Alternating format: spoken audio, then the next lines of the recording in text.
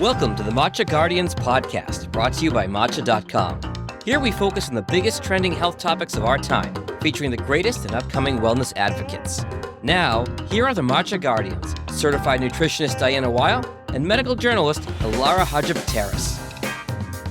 Hello and welcome to this week's episode of the Matcha Guardians with Ilara and Diana, where we get to talk with the Matcha.com founders and sponsors of this podcast. I am very excited for this one, as I am for all of them, but especially this one. We have Dr. Andrew Weil and Andre Fasciola to discuss all things business and matcha and mixing friendship with business, and they give us some really great sage advice. I think Diana's leaving out a little detail as far as the connection to one of the guests on today's podcast. That's true. So Dr. Andrew Weil is also dad, my dad, and I will address him as such because I just can't call him Dr. Weil in a podcast or an interview. And I think that I'm probably going to revert to calling him Andy as well because we have a history as well. So let's go ahead and get into it. Well, hello, you both. We are so excited for you to be on our podcast, your podcast. We don't really know whose podcast this is. You're the OG Matcha Guardians. So, hello. Dad and Andre, welcome. Hello. Thank you. Super excited to be here. Just to start out, because you guys have a long relationship. I mean, Andre, I've known you since I was a little girl. You've known my dad forever. Can you share from your side of the story how you guys know each other and how this relationship started? Yeah, I met Andy through a mutual friend of ours. We were at an Easter party, and your dad was there. I knew of him. I read some of his books, and I was like, I got to talk to that guy. I got to meet that guy. So instead of just being direct, because I was kind of young and silly at that time, I said, you look really familiar. Do I know you from someplace? And he's like, oh yeah, I kind of get around. And then we just kind of struck up a conversation at that point, and we had a lot of things in common. Our love for Japan, our love for good food and travel. And he seemed like a really interesting guy. And I was like, I think I want to talk to him a bit more. So we kind of hit it off from there. And how many years of friendship are we at this point, Dad? I'm going to ask Andre that. I don't remember. I think it's going on 23 years now. I met him in 1999. 2+ decades. So at what point did you shift from just friendship to discussing different business opportunities? Well, we did lots of things together, and Andre was trying various business ventures that I would help him with. And boy, there were a whole lot of them. There were T-shirts. There was a healing body salve. There was, what else, Andre? Yeah, I think the healing body salve, I think we've tried to do, I think we did beard oil at one point. And it's just been numerous ones over the years, so many, and so I've just kind of forgotten all the ones that we tried. So of these businesses that are kind of in the business graveyard, what's an important lesson that you learned from one of these failures? That's probably geared more towards me. There's been quite a few, right? I think that, one of the major things that I've learned is that, an idea only goes so far. You've got to really be able to execute. Long ago in the beginning, I feel like I had a ton of great ideas, and, I was working really hard to work within Andy's organization, and I would approach, his business manager with these ideas, and he was cool about it. He's like, I would always look at him kind of as a no person, but in retrospect, I kind of needed a no person to work me through these ideas, saying, okay, well, that's great, but how do you put it in place? What are the systems you put in place? How do you get the financing? And I would just leave kind of frustrated, so I think the lesson is just because you think it's a great idea, if you can't execute, you don't really have much of anything. There's a lot of good ideas out there. It has to be the right timing. There has to be a market for the idea. There have to be, as Andre said, things in place to execute the idea. No, a lot has to happen, but good ideas are cheap. I think that's really good advice too. And I know some of the backstories behind these ideas, and I actually think that everything you guys have done has been a really good idea, but you've had some really crazy misfortunes that have occurred in these business ventures. But I do think it's a really good lesson for people that, that those no people in your life aren't necessarily bad, that those people kind of can push you towards the right direction, I guess, if that makes sense. And I think that for anyone out there who maybe has a good business idea and is thinking, has that no person in their life that they can actually be helpful and can help drive you towards the right direction. So share a little bit about this business venture and how Matcha came to be and where you guys are at today. I discovered matcha in Japan when I was 17 and went there and lived with Japanese families. That story is told on our website. And when I began going to Japan frequently and coming back, I'd always bring matcha back and try to turn people onto it. I introduced a lot of people to it. I was really interested in trying to get Americans to know matcha. So I tried to sell matcha early on in the 90s on my website, drwile.com. Japanese matcha producing company, and was importing it through them. And this was an example of wrong timing. America was just not ready for this. So it never really got any traction. And then I think it was about maybe 10 years later, I partnered with another Japanese tea company, a very big one, and did a business venture with them of selling a line of ready-to-drink teas and also matcha, again, on my website. And that was very poorly marketed. The Japanese company thought they could just come into the U.S. and on the strength of their name sell their products, but Americans did not know that name. So again, it was the wrong time. It didn't go anywhere. And through all this, I had turned Andre onto matcha, and he liked it a lot. And we were talking about ways that we might do this. So Andre, do you want to pick up from there? Yeah, sure. I think Andy turned me on to matcha. I think I had my first bowl of matcha in 1999.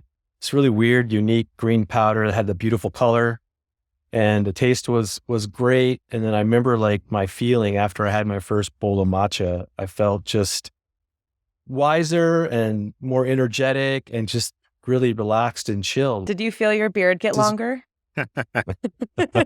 No, that came later once we drank our own matcha. But it was great, right? So it's as Andy said, over the years, we've tried to find ways to work together. And it was interesting because matcha wasn't really on my radar during the period that he was working with this other Japanese company. But I remember being in some of those meetings and him saying they don't really understand how to position matcha in the United States to appeal to the U.S. consumer. So as we started talking more about doing matcha as a business, in my mind, I was like, all right, well, how do we not make that mistake, for our own business? And I remember 2014, I was reading a trade journal that was specifically talking about the growth in consumption of green tea, specifically matcha in the United States. And I think that's when the conversation really picked up between Andy and I about, doing this matcha thing. And that was one of the things that I really felt everything could really line up. The timing was right. The product was right. We're big believers of matcha. We love Japanese culture, history, tradition. And I'm I think that, a lot of the population in America that's on the younger side really is into craftsmanship and a great story and a great product. And I was kind of everything came together right around that time, 14, 15, and 16. And I think, Andre, we've had some conversations about how important it was to attain the coveted matcha.com URL, especially when it came to the US market, right? So it sounds like around the time you're talking about 14, 15, 16, everyone was really using the internet to get their information. So that obviously I think had a big play on it. As far as nowadays, right, in a post-COVID environment, what other opportunities do you think have opened for matcha.com post-COVID? After the pandemic? Well, Andre's goal has always been to get matcha in every household in America. So I think he's made some great progress at that. Yeah, I think when we first started, the goal was to, because everyone's well, what's your 2-minute elevator pitch, right? And it's it's a really good exercise in kind of narrowing it down exactly to what your definite major purpose is. And the idea is we want to get matcha in every household in America. So when we launched the brand, that was the goal. But as we found out a few years into it, especially COVID, it's some people didn't understand matcha or they only had a bad experience with matcha. So the idea was we want to get matcha in every household in America in whatever format people consume their matcha in. When we first launched it, the idea was just to do, e-commerce and online business, because that's kind of what I understood. That's what I've had experience with in the past. And we purposely decided not to go into to retail, brick and mortar, grocery store channels because it's very competitive. But as COVID took place and people were able to shop in retail outlets, the business really kind of took off at that point. But we kept getting inquiries from grocery store channels saying, hey, we love your matcha. We'd love to get it in here. And we're like, okay, we might want to try that at some point. And now that we're post-COVID, we are entering those channels now. So it was kind of like the perfect transition from e-com to brick and mortar retail. Dad, you mentioned that ideas are cheap, and I think that that's really interesting because for me, I'm always like, I just got to come up with a really good idea. The idea part is hard. It's not hard for you and Andre. What do you think is necessary in order to have a successful business?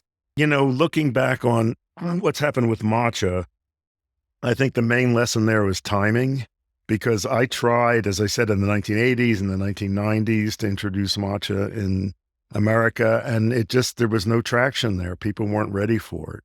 So I think that's a major lesson, that the time has to be right for an idea.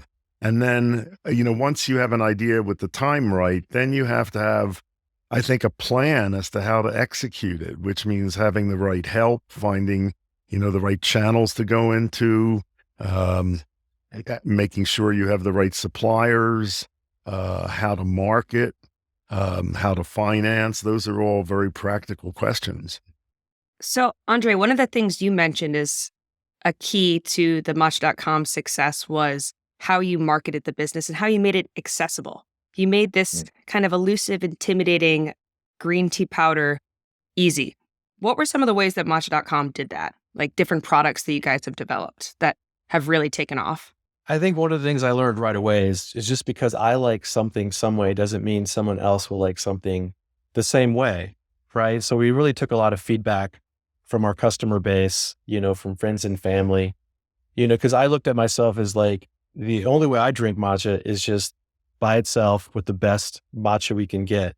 And you can't beat that flavor, but that doesn't mean everyone else liked it, right? So I think we quickly learned that we had to listen to our audience, and we wanted that feedback. And with that feedback, we were able to pivot, I think, along with kind of the evolution and the growth of matcha just in the United States. We listened to what folks said, and we said, okay, let's try that. So then we kind of expanded the product line. We got some other products in, and I think we really were able to put our finger on the pulse of this movement. I actually remember that vividly because growing up, my dad would always make me drink. I've told Alara this story, and then I've said it on the podcast too. But my dad would always make me drink matcha very traditionally, and he likes his matcha very thick and very strong. And the only reason I would drink it was because I would get to have a cookie with it. And when you kind of started being like, okay, Diana, like, here's our matcha, you gotta drink it.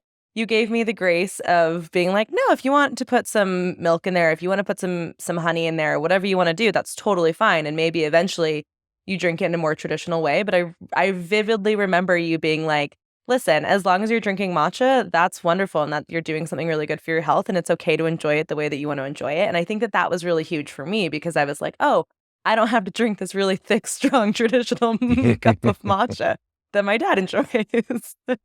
Well, I've enjoyed matcha a lot in Japan, and that's so I drink it the way that they drink it there. But, in this country, I think many people like matcha lattes.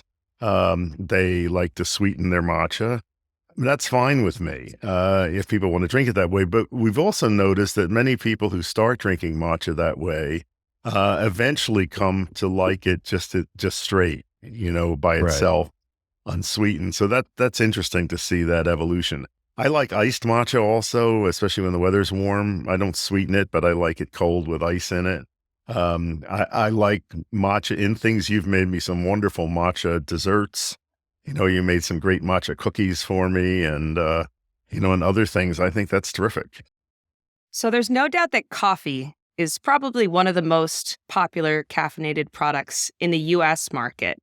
Andre, as far as marketing strategies go, has there been any thought behind how are we going to take all of these coffee drinkers and shift them to the green side? There's a lot of thought that goes into that. The philosophy is like getting matcha into the hands of one person at a time, right? Every time I meet someone, they've had not so great matcha or they've had good matcha, I still get the matcha. Yeah, I think the other thing, there's a really interesting, and Andy could probably tell this story much better than I can, but, there's an interesting parallel between Western cultures and coffee and Asian cultures and tea, and I think we learned a lot of lessons from that as to how to approach, folks in the States that maybe want to get into matcha. And also too, I think that there's a really strong tribalism that goes with coffee culture. And we're like, well, how do we tap into that, right? Well, it's create an environment where you can get a great product, create a company that has a great message, that people can really feel connected to and feel a part of. And then really the proof is once you have matcha, you really physically and viscerally feel the difference between your experience with coffee. And I'm like, if we could just tap into those feelings and get matcha to people, they can make their choice. And oftentimes they do inevitably transition from coffee to matcha. Okay, I'm going to say some things that are my personal opinions that Andre may not agree with. I've never drunk coffee. When I was growing up, my parents drank very strong black coffee without sugar or milk or cream. And I could not understand why anybody would drink that. Also, I never got any stimulation from coffee, so I didn't find it very useful. Anyway, so I never drank it. And I've also been struck by the fact that coffee for many people is highly addictive, and it's a strong drug. There's a great spectrum of different sensitivity to coffee and to caffeine in general. There are people who can drink pots of coffee in the evening and have no problem falling asleep, and other people who have no idea that the one cup of coffee they have in the morning is the reason they can't sleep. So you want to find out where you are on that spectrum. When I was actively practicing medicine, I used to say that I would perform one miracle cure a week just by getting somebody to stop drinking coffee. And it was all sorts of things. It was stomach pain, it was urinary problems, it was handshakes, it was irregular heartbeats. And they had no idea that coffee was causing it, and no doctor had ever told them that. When people offer me coffee, I like to say, no, I don't touch hard drugs. I think, Andre referred to there are different associations with coffee and with tea. Coffee, from the time it was introduced into European culture and then America, has often been associated with political argument, with rowdiness, with loud talk. Tea has associations with meditation, contemplation in the Orient. I think it would be very helpful to have some of the coffee culture in this country replaced by a tea culture. And that's one reason I'd love to see more people get into tea in general and matcha in particular. And I think we've had many customers report to us that once they started drinking matcha, they stopped drinking coffee, or they transitioned from coffee to matcha. And I think that can be a very good thing. There's a lot of scientific research documenting benefits of coffee on health. I think there is more documentation of the health benefits of tea. I won't go into that, but I think, tea is a good thing. And I think a lot of people would benefit from switching from coffee to tea. So I just have to slide this in here, Diana, because Diana and Andre, I think they do a bit of coffee sometimes. I know that Diana enjoys her decaf, but since being pregnant, Diana, hasn't something changed for you as far as coffee goes? I think the happiest Andre and my dad have ever been with me, ever, has been the text of me saying that I have a pregnancy aversion to coffee. I love it. Yep. Can't argue with Mother Nature, right? And she started drinking more matcha. Yeah, baby loves matcha. Baby does not like coffee. Mm-hmm. Yeah. So moving away a little bit from the benefits of matcha, which I think there's so many cool things to this story, is one that you guys have been incredibly successful business people, which I think there's a lot that we can learn from, and also that you're doing really good in the world by introducing people to something that maybe they don't know about. And I know for me personally, coffee gives me incredible anxiety, and not drinking coffee, I don't have that anxiety. So I think, you are doing a lot of really good work in this world, but I'm also just curious, when you go into business with a friend, that relationship can probably be pretty complicated, or has the potential to be complicated, or even ruin a relationship. What has being in business been like for you guys? And part two of that question is, if there are disagreements that come up, how do you handle that? Andre, do you want to go first?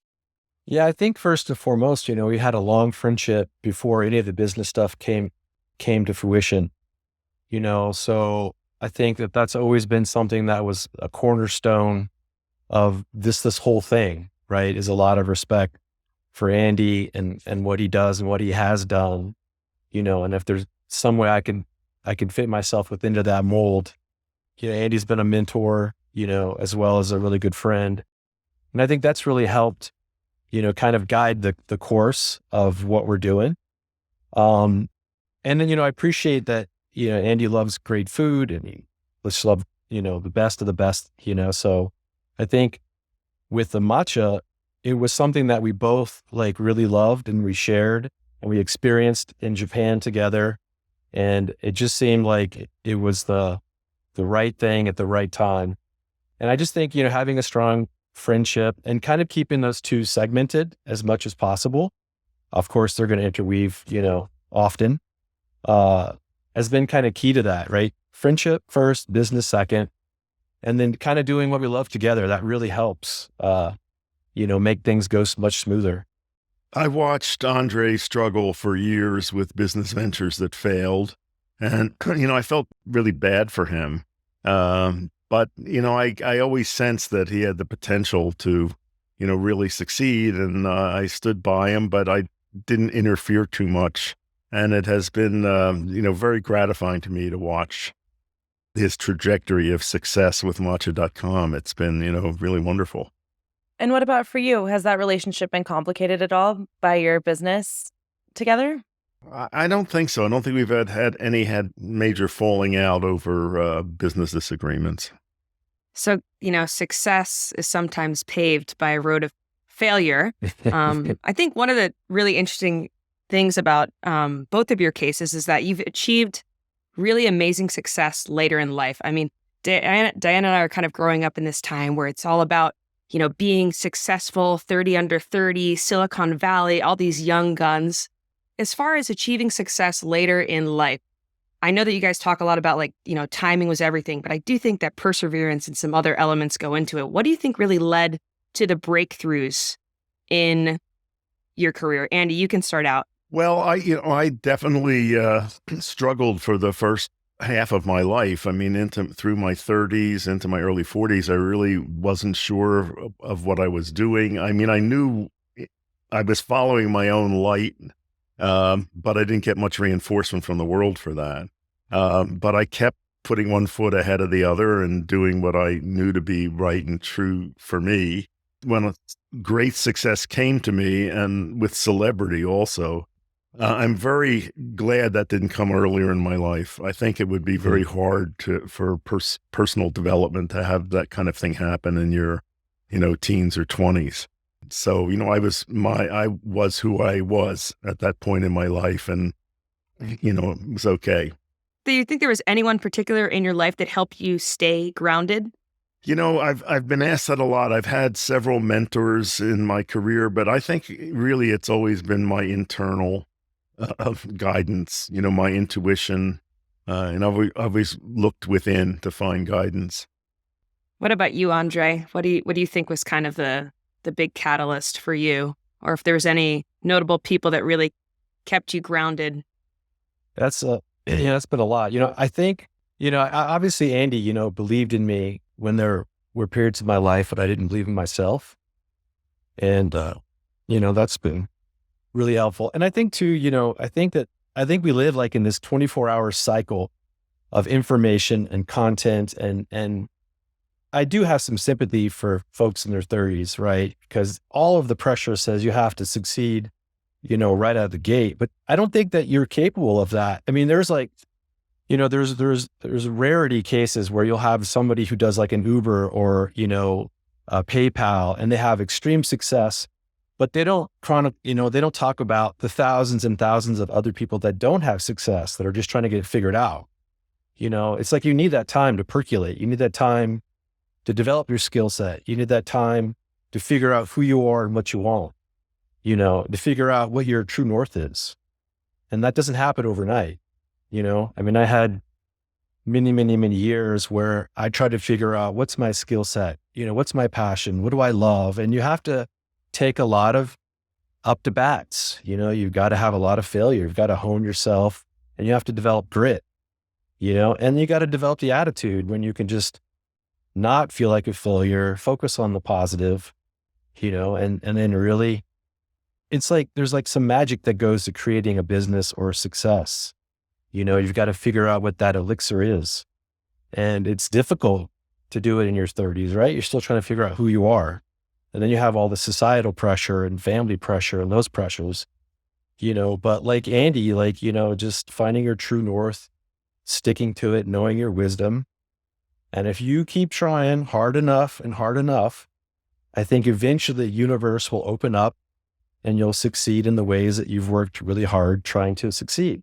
How do you guys deal with the naysayers? And I could imagine that there's been naysayers both with matcha saying, people being like, people only want coffee, but then also, and I guess this one's more directed towards my dad, but, people who said that integrative medicine was, not real medicine or, I think both of you in your own ways have had to deal with naysayers. And I'm just wondering, how you get through that? Well, for me, there was quite a lot of that early in my career, especially from my medical colleagues. And again, it's just looking within, I knowing that what I was doing was the right thing and it was right for me. And I had enough inner strength and resources that didn't throw me off balance. Andre, you gave a little smirk when I said the naysayers, so I'm sure you've experienced that too. Yeah, there's been a lot of people that said this, you can't do it, you're not really supposed to be here. How'd you get in the room, metaphorically speaking? I think that the ultimate satisfaction, is like putting your head down, doing the work behind the scenes, taking that negativity, and turning it around and then proving them wrong. That's been, a lot of satisfaction in saying like, you guys didn't believe that we could do this and now we're doing it, and not being a jerk about it, but being like, okay, yeah, I needed that. I heard you and we disagree. And then here we are. And then there you are. So that's been satisfying. I definitely find naysayers to be extremely motivating. Like when someone tells me no, I double down and I go harder. So, naysayers, they've been a big motivator, it seems like, for Matcha.com. But what have been some other big motivators that have driven you to have a successful business? I think for me, it's like having an impact on the world and to some degree. It's like doing something you love to do. And it's meeting all the great people that we've met with Matcha. Like Matcha is a great connector.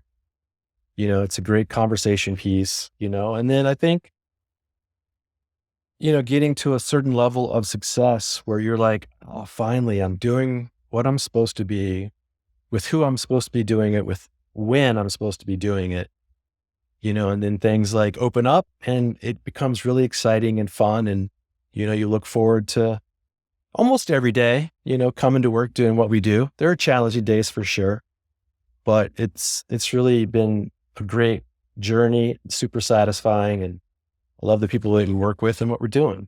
Seeing people love matcha just brings me much joy. As I said, I discovered this a long time ago. I really wanted to share it with friends and family and people I know and with people in this country. And I tried, and now to see it happening, matcha's everywhere now. And that brings me much satisfaction. You both have talked about that you have this sort of inner guidance, that you just were able to trust yourselves. And that's kind of what got you through the failures and the hard times and all that. And I think that that's probably something that comes with age and wisdom, is that true sort of north that you were both talking about. Do you have any advice for younger people who may feel like they don't have that inner voice yet, or they don't have that inner wisdom, or they don't feel like they can totally trust themselves? I think everybody has it. It's just a matter of paying attention to it and coming to trust it. And the only way that you do that is by testing it, testing it against your experience. So I think you have to develop that. What are some, if you could come up with, I don't know, a couple ways, habits you could do on a daily basis, daily rituals to develop that inner voice? What would they be? Well, one is being quiet. There's a famous saying about intuition or the inner voice: be silent and it speaks, speak and it is silent. So unless you're quiet, you can't hear that inner voice, that inner wisdom. And there's a lot of people out there who are never quiet. Andre, is there anything that's helped you to develop that inner wisdom or that true north? Learning to strip away the things that aren't true to my nature, because we get a lot of societal inputs on who we should be, where we should be, what we should be doing. Like Andy's saying, be quiet and listen, learning what's not working. And then once you start to develop that habit, that voice in yourself, what you really want and who you want to be, really starts to be more pronounced. And then you can kind of take action from there to figure out what you want to be doing. I think it's also helpful to spend more time with people who have that, and less time with people who are, not centered and not paying attention. Yeah, that's really good advice. So what are you guys excited about in the future? I mean, we can talk about matcha for sure. And I am curious about what you're excited about, where you see matcha going. But I'm also just curious from business owners and, I think I respect both of you obviously so much. I'm just curious, what are things that you're really excited about in 2024 or 2025? Well, certainly matcha. I think that, with AI coming online, I think that there's going to be a lot of interesting opportunities that come from that. I think that the folks that really do a deep dive into that technology and get it figured out, which we're working on within the business, I think will be very far ahead. On the Matcha.com side, we're really investing heavily in, a type of cafe concept. And I think that's really exciting. Because I tell you, I think one of the reasons coffee is successful in the United States is because you can get it on every street corner. It's super, super accessible. Good coffee too, because you can find matcha, but it's not good. Yeah. So I think that no one's really done that well, right? So that really gets me excited because, again, at the end of the day, it's to get matcha in every household in America.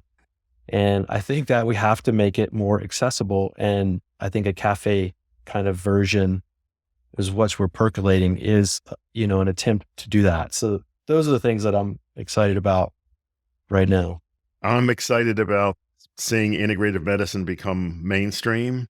Our healthcare system is in shambles, and this integrative medicine is really coming into its own. It's time. You guys are both bringing something from the sidelines into the Yep. into the mainstream. So how do you both maintain a balance? And I think you both do it really, really well, of your work, friendship, and family. I think it's a constant juggling act. Absolutely. Yeah. I mean, it just seems like some areas of your life are,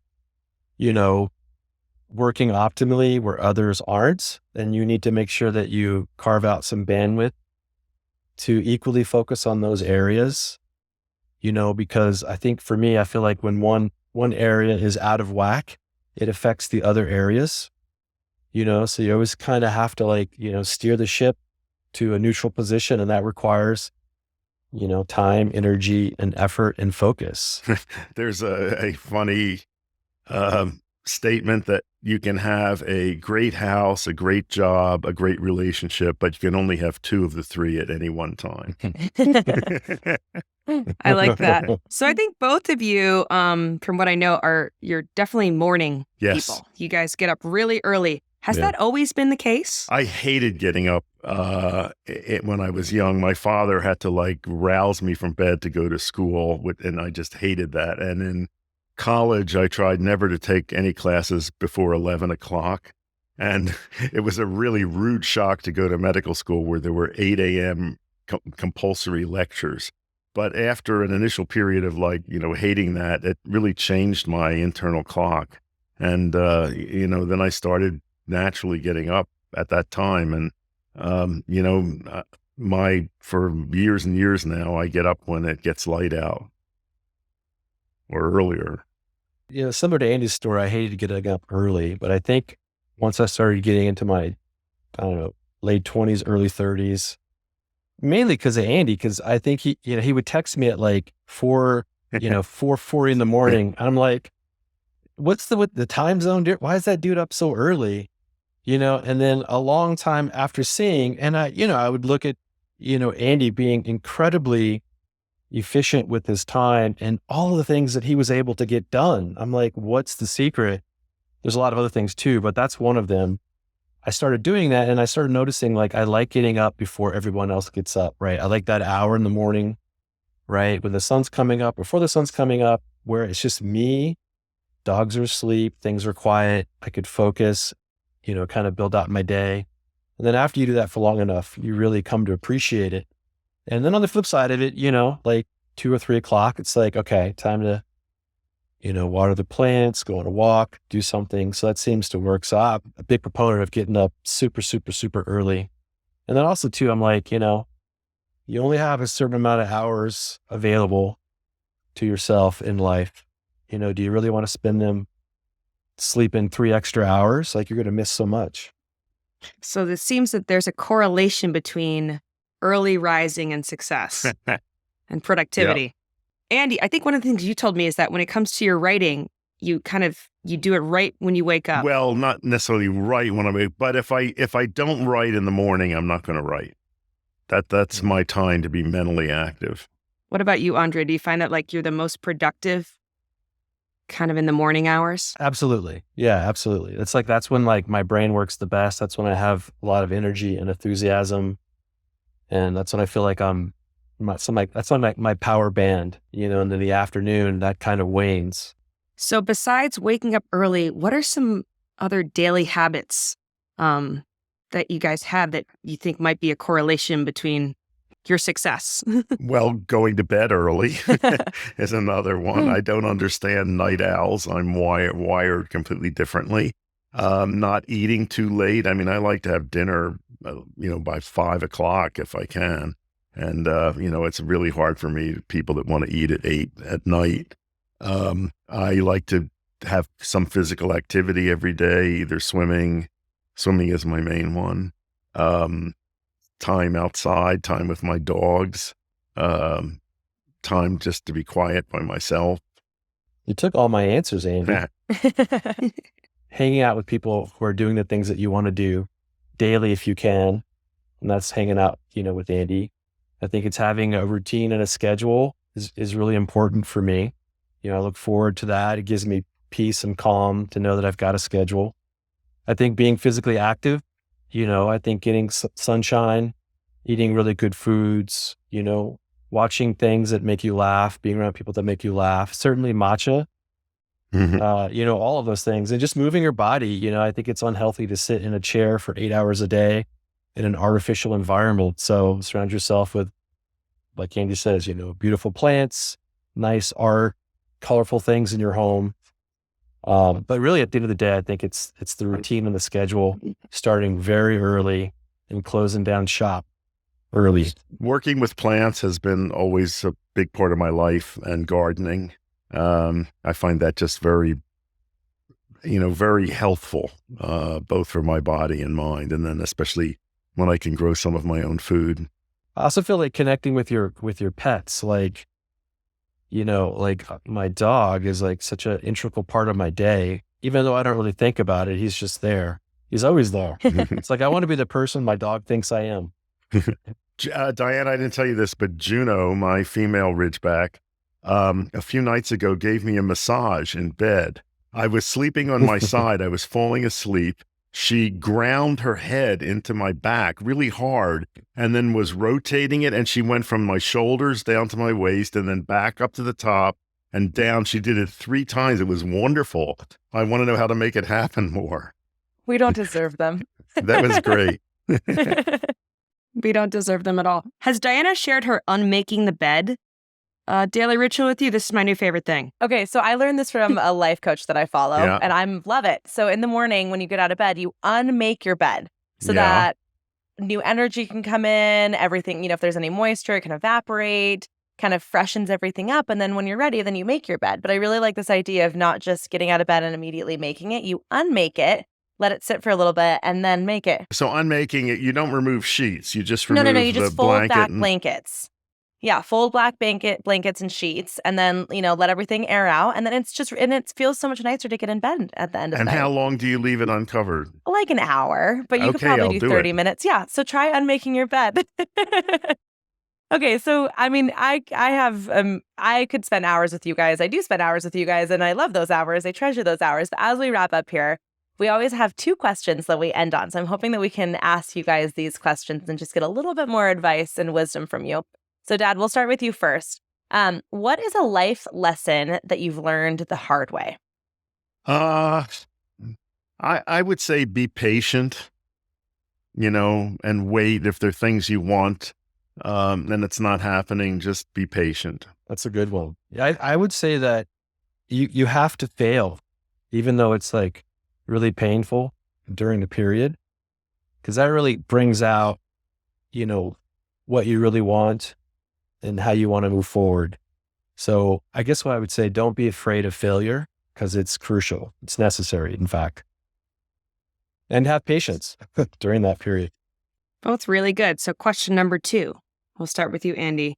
What is a piece of sage advice, wisdom someone has given you in your life that's really stuck with you?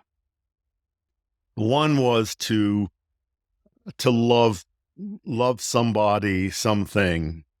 Andre? That's a really tough one. Kind of knowing Andy's story, and what the lesson in there for me, is really sticking to your true north despite external opposition. I think that's been like a really guiding force. It's like sticking to who you are, even though all of the external is like pushing against that part of yourself. Sticking to your guns, so to speak.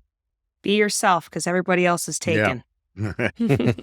Exactly. Well, it has been an absolute pleasure talking to you both today. And as Diana said, we could just keep pummeling you with different questions and soaking in the knowledge, but perhaps we'll have another chance to have you on the podcast. So listeners, if you have any ideas or questions that you would love to hear from our guest, drop them in the comments below. It has been an absolute pleasure, and we hope to have you back soon. Thanks for having us. Thank you, guys. Thank you. I can't wait to the next one. Sip, savor, and live well with new episodes of the Matcha Guardians every Wednesday. Follow our show for free on Apple, Spotify, YouTube, or wherever you're listening right now. Leave your questions and comments below. Find us on Instagram at The Matcha Guardians, or click on matcha.com.